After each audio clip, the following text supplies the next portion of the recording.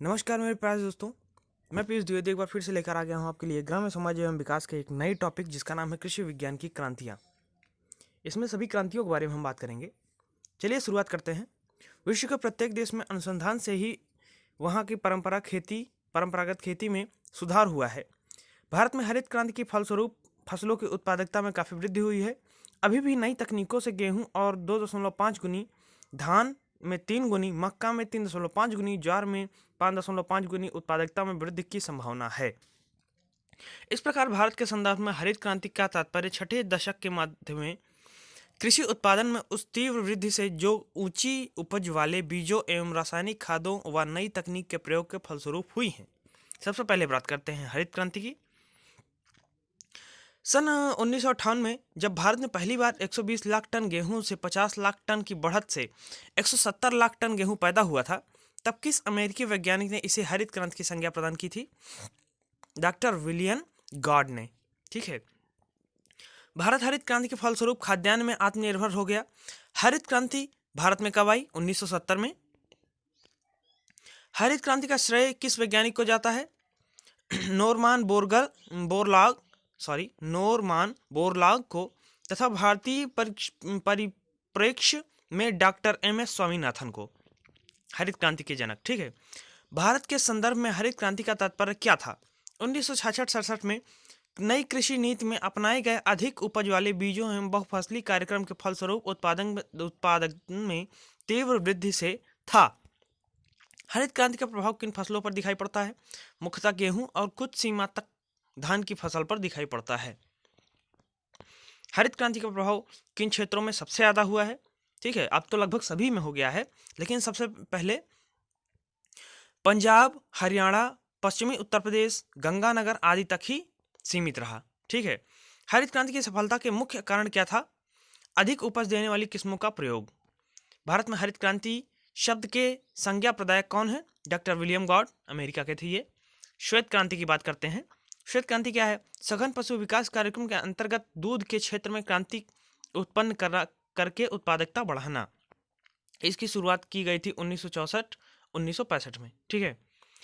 श्वेत क्रांति की गति को और अधिक तेज करने के उद्देश्य से 1970 में ऑपरेशन फ्लड चलाया गया था। ऑपरेशन फ्लड के सूत्रधार कौन थे? वर्गीज कुरियन जी थे। ऑपरेशन फ्लड 3 चरणों में चलाया गया था। इसका पहला चरण 1970 से 1978 तक, दूसरा चरण 78 से 85 तक और तीसरा चरण 85 से 95 तक चला था। ठीक है। ऑपरेशन फ्लड के उपरांत भारत में दूध के क्षेत्र में प्रगति हुई। ठीक है। क्या प्रगति हुई, कैसी हुई? भारत आज विश्व का सर्वाधिक दूध उत्पादक राष्ट्र हो गया। भारत विश्व का कितना दूध उत्पादित करता है? 18.5%। ठीक है। भारत में प्रति व्यक्ति दूध की उपलब्धता कितनी है? 322 ग्राम प्रतिदिन। दूध की न्यूनतम आवश्यकता 220 ग्राम प्रतिदिन प्रति व्यक्ति होनी चाहिए। भारत में यह न्यूनतम मात्रा 322 ग्राम से अधिक है। बहुत अच्छी बात है। देश के सकल राष्ट्रीय उत्पाद में डेयरी क्षेत्र का योगदान कितना है? 3.9%। National dairy research institute Karnal की स्थापना कब की गई थी? 1955। इससे आपके 2 क्वेश्चन कंप्लीट हुए। सबसे पहले नेशनल डेयरी इंस्टीट्यूट है कहाँ? करनाल, हरियाणा में। और कब की गई? 1955 में। ठीक है। ये है हमारी राष्ट्रीय अनुसंधान संस्थान, नेशनल डेयरी रिसर्च इंस्टीट्यूट। ठीक है। भारत में श्वेत क्रांति को सफल बनाने में Indo Swiss, Indo German, Indo Danish एवं इंडो ऑस्ट्रेलियन पशु विकास कार्यक्रमों का, जो कि विदेशी सहायता से संचालित है, अमित योगदान रहा है। दूध के उत्पादन में विश्व में दूसरा स्थान किस देश का है? अमेरिका का। पीली क्रांति के बारे में बात करते हैं। ये दाल और दलहन के ऊपर है। ठीक है। इसका तात्पर्य ये है, खाद्य तेलों तथा तिलहन फसलों के उत्पादन एवं अनुसंधान तथा विकास की रणनीति को पीली क्रांति की संज्ञा दी गई। तिलहन उत्पादन में आत्मनिर्भरता प्राप्त करने के लिए की दृष्टि से उत्पादन, प्रसंस्करण और प्रबंधन प्रौद्योगिकी का सर्वोत्तम उपयोग करने के उद्देश्य से तिलहन प्रौद्योगिकी मिशन की शुरुआत कब की गई थी? 1986 में। ठीक है। पीली क्रांति मिशन के अंतर्गत कितने जिले शामिल हैं? 23 राज्यों के 337 जिले। गोल क्रांति।